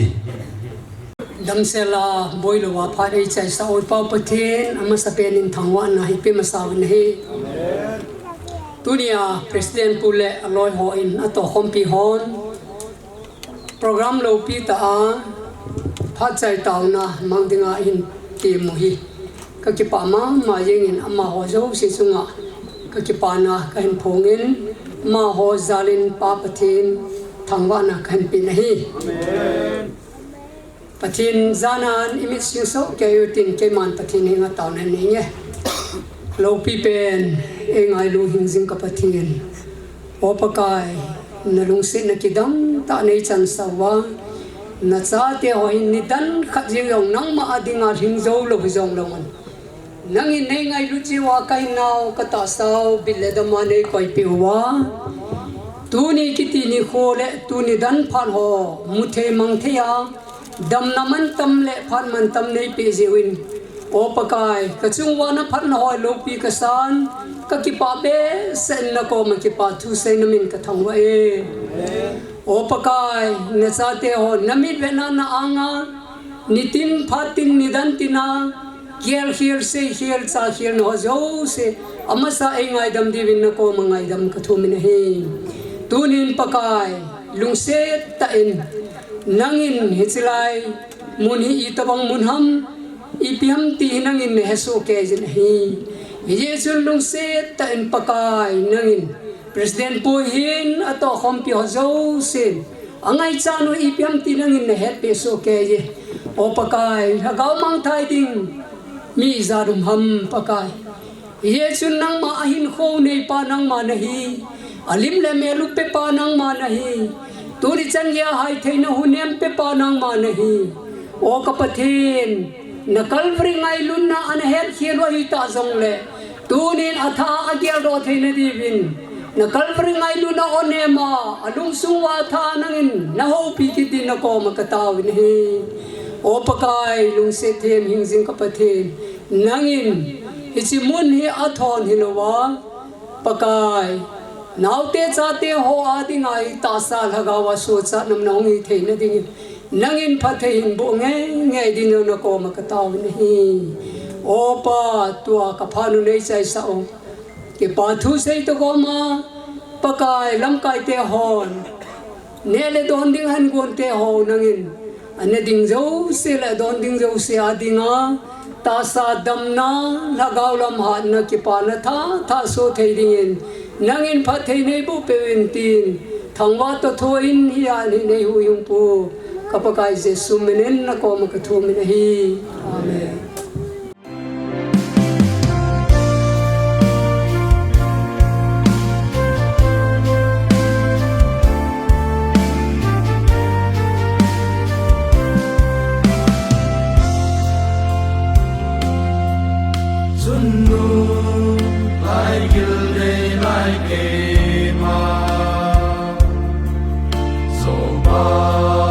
Hôn thô vân chơi kê mà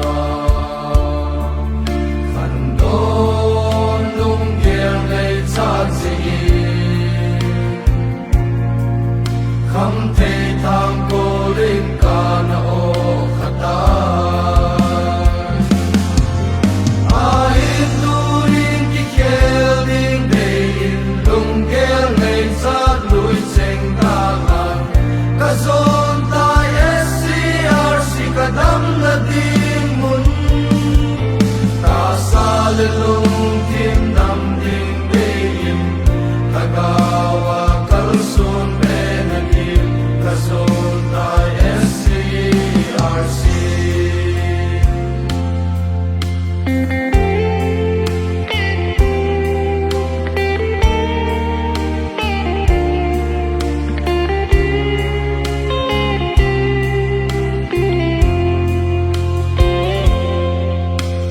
sung kinep na suke kapatid le kanampi te ugi kanin ko ay lai zau si mangi kaloy kapay